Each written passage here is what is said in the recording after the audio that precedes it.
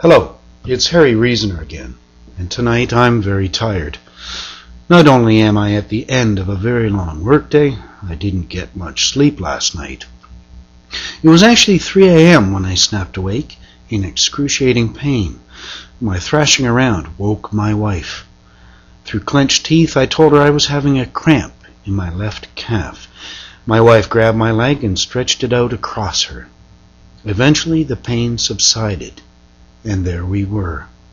It was the middle of the night, and we were in bed together.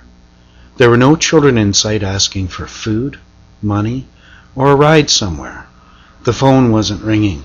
There was no one at the door, and we were already a bit tangled up. And it had been a while, you know. Actually, longer than that. That's about right. I commenced my hopeful, final approach, but she said no. She had a bit of a headache, and she pointed out, correctly, that the human brain needs to be shut down for a full third of its life. And she shut hers down. I thought about my wife's body for a while, but quickly realized that doing so was just going to lead to frustration, and my thoughts turned to considering my own body and how things seemed to be going downhill. Actually, that's not at all like me. I'm not at that end of the scale either. I'm more in the middle. More in the middle than that. That's about right. I knew that there was little chance of more sleep for me this night. Despite the protests of my lower back, I got up, fumbled around for my glasses, which I'm pretty much useless without, and left for work. On the drive in, the theme of the human body continued as I listened to a news report about the heart attack risk factors for middle-aged men. I thought of my father, who, 2 years ago, had been carried home into the arms of the Lord by a fatal heart attack of his own. In the decades that I knew him, my father suffered from many health problems, as all humans do. He had problems with his teeth. He had painful bone spurs in his shoulders. His knees were a constant torment to him. He had gout.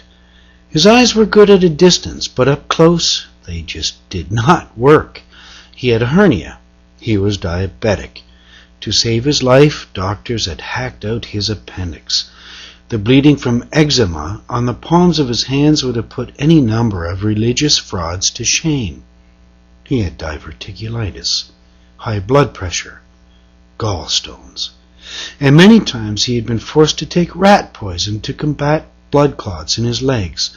The heart failure that called him home was not the first invitation that God had sent. At least he didn't have to face the horrors of cancer, which had killed my grandfather at an age young enough that I had never met him. I arrived at work. It turned out to be a good thing that I was there early. The work was stacking up. We were understaffed. Matthew had sent an email reporting that he would be in, but that his recovery from hip replacement surgery was proceeding slowly, and so he would be on light duty.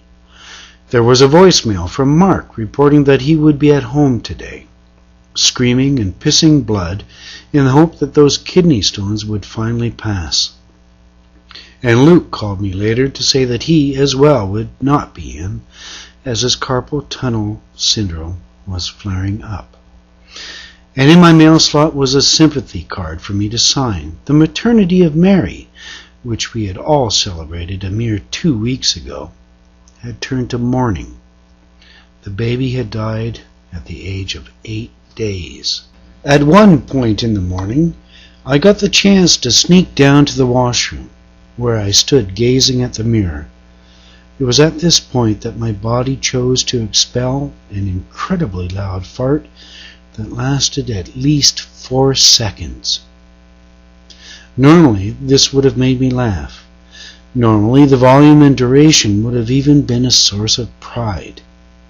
But this morning, the event only served to remind me of how incredibly inefficient the human body is at digesting the food that inefficiency forces us to so frequently shovel into it.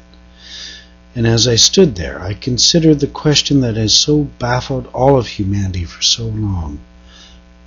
Who exactly is the fucking idiot who set this whole mess up?